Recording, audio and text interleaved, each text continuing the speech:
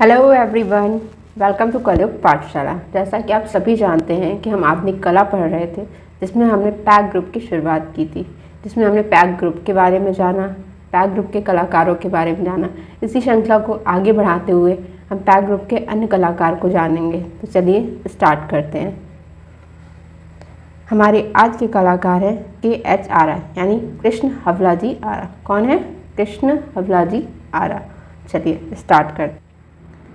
इनका उपनाम क्या है?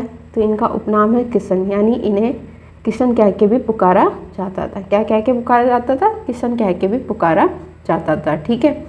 इनका जन्म कब हुआ है? तो इनका जन्म हुआ है 14 अप्रैल को। ठीक है। कब हुआ है? 14 अप्रैल 1914 को। ठीक है। कहाँ पर हुआ है? बोलाराम सिकंदरा में। ठीक है। ये आपका पड़ता कहाँ है? तेलंगाना में। ठीक है। तो आपसे पूछा जा सकता है कि इनको किस उपनाम से जाना जाता था? तो आप कहेंगे किशन उपनाम से जाना जाता था। ठीक है। इनका जन्म कब हुआ है? तो इनका जन्म 14 अप्रैल को हुआ है, सन 1914 में हुआ है। ठीक है। कहाँ पे हुआ है? बोलाराम सिकंदरा में, जो आपका कहाँ है? तेलंगाना में है। ठीक है। चलिए नेक्स्ट पॉइंट है, इनके पिता क्या करते थे? तो इनके पिता एक क्या थे? ट्रक ड्राइवर थे। क्या थे? ट्रक ड्राइवर थे। तो आपसे पूछा जा सकता है कि पैक ग्रुप का ऐसा कौन सा कलाकार है जिनके पिता ट्रक ड्राइवर थे? तो आप कहेंगे कृष्ण हवलाजी आरा। कौन? कृष्ण हवलाजी आरा। ठीक है। चलिए नेक्स्ट पॉइंट है, कृष्ण हवलाजी आरा पैक ग्रुप के क्या थे? तो वह पैक ग्रुप के जनसंपर्क के अधिकारी थे। क्या थे? जनसंपर्क अधिकारी थे। ठीक है। यानी ये पैक ग्रुप में क्या करते हैं? जनसंपर्क अधिकारी थे। ठीक है। चलिए नेक्स्ट पॉइंट है कि इनके चित्र का माध्यम क्या था? ठीक है। तो इनके चित्र का माध्यम था जल रंग। क्या था? जल रंग। यानी ये जल रंग के माध्यम से चित्रण करते थे। ठीक है। किसके माध्यम से? जल रंग के माध्यम से चित्रण करते थे। ठीक है। इनकी दत्तक पुत्री कौन थी? ठीक है। तो इनकी दत्तक पुत्री थी कौन? रुखसाना पठान थी। ठीक है। कौन थी? रुखसाना पठान थी। ठीक है। चलिए देखो देख लेते हैं इसको कि पैक ग्रुप के क्या थे? ये एक जनसंपर्क अधिकारी थे। इनके चित्रों का माध्यम क्या था? तो ये चित्र किस माध्यम से? जल रंग से बनाते थे। इनकी दत्तक पुत्री कौन थी? रुखसाना पठान थी। ठीक है। चलिए अब बढ़ते हैं आगे। 7 वर्ष की आयु में मुंबई जाकर घरेलू नौकर का कार्य किया। कितने वर्ष की आयु में? तो ये 7 वर्ष की आयु में कहाँ चले गए थे? मुंबई चले गए थे। ठीक है। कहाँ चले गए थे? मुंबई चले गए थे। और यहाँ जाकर इन्होंने क्या किया था? इन्होंने एक घरेलू नौकर के रूप में कार्य किया था। ठीक है। किसके रूप में? घरेलू नौकर के रूप में कार्य किया। और सुबह शाम ये क्या करते थे? चित्रण का अभ्यास जारी कर रखते थे। ठीक है। इनके चित्रण की रुचि को देखते हुए नए मालिक ने इन्हें कहाँ पर? गीर गांव के केतलर कला इंस्टीट्यूट में भेज दिया। ठीक है। गीर गांव के केतलर कला इंस्टीट्यूट में भेज दिया, जहाँ से ड्राइंग आर्ट में, किसमें? ड्राइंग आर्ट में क्या किया इन्होंने? इंटरमीडिएट किया। क्या किया? इंटरमीडिएट किया। बाद में विदेश भ्रमण किया, लैग हैमर से कला की बारीकियाँ सीखी। ठीक है। किससे? लैग हैमर से कला की बारीकियाँ सीखी। ठीक है। तो आपसे पूछा जा सकता है कि इनके मालिक ने इन्हें कहाँ भेज दिया था? तो इनके मालिक ने इन्हें गीर गांव के कौन से इंस्टीट्यूट में? केतलर कला इंस्टीट्यूट में भेज दिया था, जहाँ से इन्होंने क्या किया? इन्होंने ड्राइंग आर्ट में इंटरमीडिएट किया था। ठीक है। तो ये हो गए कुछ इनके इम्पोर्टेंट पॉइंट। अब इन्होंने कला की बारीकियाँ किससे सीखी हैं? तो इन्होंने कला की बारीकियाँ लैग हैमर से सीखी हैं। ठीक है। चलिए बढ़ते हैं आगे। नेक्स्ट पॉइंट है हमारा, आरा ने रेखांकन व चित्रण में किसका प्रयोग किया है? बॉस पद्धति का प्रयोग प्रारंभ किया। ठीक, प्रारंभ में किया था। बाद में जल रंग के साथ साथ क्या किया इन्होंने? तैल रंग का भी प्रयोग किया था। ठीक है। यानी उससे चित्रण किया था। इन्होंने कभी मूर्त चित्रांकन तो कभी अमूर्त चित्रांकन किया था। ठीक है। तो चलिए इसको समझ लेते हैं। तो आरा ने किस माध्यम से रेखांकन और चित्रण किया? तो इन्होंने बॉस पद्धति का इन्होंने सबसे पहले किससे किया था? तो इन्होंने सबसे पहले बॉस पद्धति से स्टार्टिंग की थी। ठीक है। फिर उसके बाद इन्होंने जल रंग भी यूज़ किए। ठीक, जल रंग के साथ साथ इन्होंने क्या किया? तैल रंग का भी प्रयोग किया। ठीक है। तो इन्होंने क्या बनाया? इन्होंने कभी मूर्ति चित्रांकन, यानी ऐसा चित्रांकन जो देखा जा सके, समझ। ठीक है। तो मूर्ति चित्रांकन उसे कहते हैं। ठीक, तो इन्होंने कभी मूर्ति चित्रांकन किया तो कभी अमूर्त चित्रांकन किया। ठीक है। चलिए नेक्स्ट पॉइंट है हमारा, आरा को क्या कहा जाता है? तो आरा को आदिम कलाकार कहा जाता है। क्या कहा जाता है? आदिम कलाकार कहा जाता है। ठीक, 1900 1930 ईस्वी के सविनय अवज्ञा आंदोलन यानी जिसे हम नमक सत्याग्रह भी कहते हैं, इसमें इन्होंने सक्रिय भूमिका अदा की और 5 महीने की जेल हुई। कितने महीने की जेल हुई? 5 महीने की जेल हुई। ठीक है, तो आरा को क्या कहा जाता है? तो आरा को आदिम कलाकार कहा जाता है। ठीक है, और ये सविनय अवज्ञा आंदोलन में कब शामिल हुए थे? तो 1930 ईस्वी में शामिल हुए थे।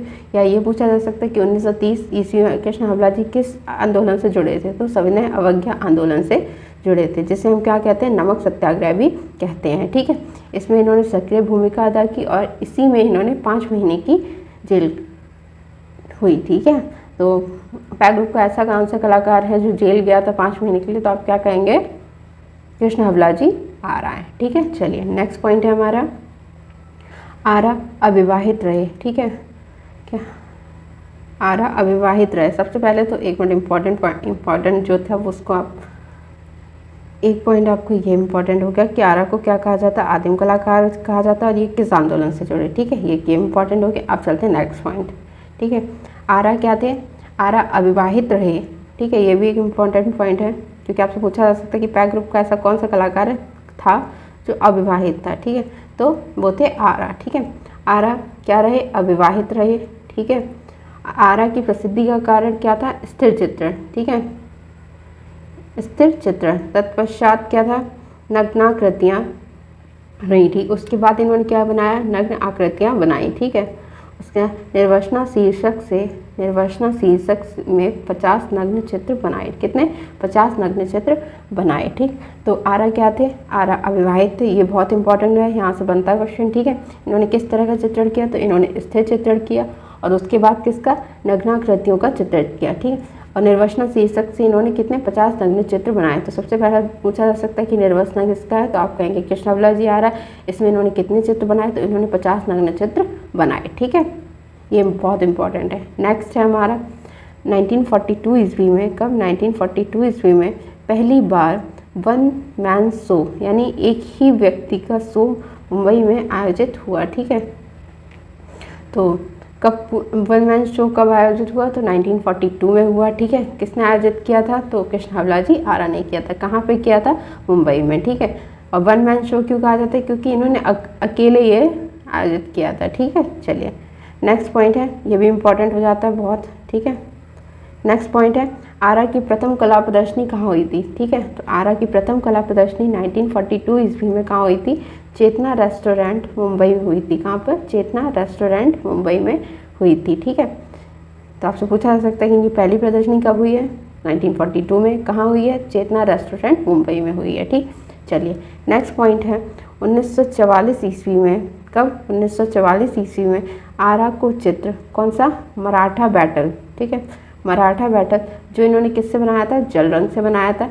के लिए क्या प्राप्त हुआ था? गवर्नर का पुरस्कार प्राप्त हुआ था। ठीक है, चलिए तो आपसे पूछा जा सकता है कि मराठा बैटल किसका चित्र है? तो आप कहेंगे कृष्ण हवला जी आरा का है। ये किस माध्यम से बनाया गया है? तो ये जल रंग के माध्यम से बनाया गया। कब बनाया गया है? तो 1944 ईस्वी में बनाया गया है। ठीक है, और इसके लिए इन्हें क्या प्राप्त हुआ है? तो इसके लिए इन्हें गवर्नर का पुरस्कार प्राप्त हुआ है। ठीक है, आई होप आपको पॉइंट्स क्लियर हो गए होंगे। ठीक है, चलिए नेक्स्ट पॉइंट है 1947 ईस्वी में। कब? 1947 ईस्वी में आरा के चित्र राधा कृष्ण को अस्वीकृत कर दिया गया। इसी की प्रतिक्रिया में पैग ग्रुप की स्थापना हुई थी। ठीक है, तो कृष्ण हवला जी आरा का ऐसा कौन सा चित्र था जो अस्वीकृत कर दिया गया था? ठीक है, तो वो था राधा कृष्ण। ठीक है, कब कर दिया गया था? तो 1947 में। ठीक है, और इसी की प्रतिक्रिया में किस ग्रुप की स्थापना हुई थी? तो इसी की प्रतिक्रिया में किसके? पैग ग्रुप की स्थापना हुई थी। ठीक है, चलिए नेक्स्ट पॉइंट है हमारा, आरा ने अपने 61वें जन्मदिन पर ठीक है चित्र का रेट घटाकर कितना कर दिया था? 90 रुपये कर दिया था। किसका? कौन से चित्र का? तो मराठा बैटल का। ठीक है, किसका? मराठा बैटल का। तो आपसे पूछा जा सकता है आरा ने अपने किस जन्मदिन पर चित्र का रेट घटाकर 90 रुपये कर दिया था? तो आप कहेंगे 61वें जन्मदिन पर कितना? 90 रुपये कर दिया था। ठीक है, कौन सा चित्र था? तो मराठा बैटल था। ठीक है, नेक्स्ट है आरा की विशाल पेंटिंग इंडिपेंडेंस डे प्रोसेस है। कौन सी है? तो उनकी सबसे बड़ी पेंटिंग कौन सी है? इंडिपेंडेंस डे प्रोसेंस, ठीक है। ये कितनी बड़ी है, तो ये 14 फुट ऊंची है। कितनी? 14 फुट ऊंची है, ठीक है। तो आपसे पूछा जा सकता है कि इनकी विशाल पेंटिंग कौन सी है, तो कहेंगे इंडिपेंडेंस डे प्रोसेंस, ठीक है। ये कितनी है, ये 14 फुट ऊंची है, ठीक है। चलिए नेक्स्ट पॉइंट है जिया सरहदी की फिल्म, किसकी? जिया सरहदी की फिल्म हम लोग में किसका कार्य किया है इन्होंने? कला निर्देशन का कार्य किया है। किसका? कला निर्देशन का कार्य किया है। तो आपसे पूछा जा सकता है कि हम लोग किसकी फिल्म है, तो ये जिया सरहदी की फिल्म है, ठीक। जिया सरहदी की कौन सी फिल्म? हम लोग, ठीक है।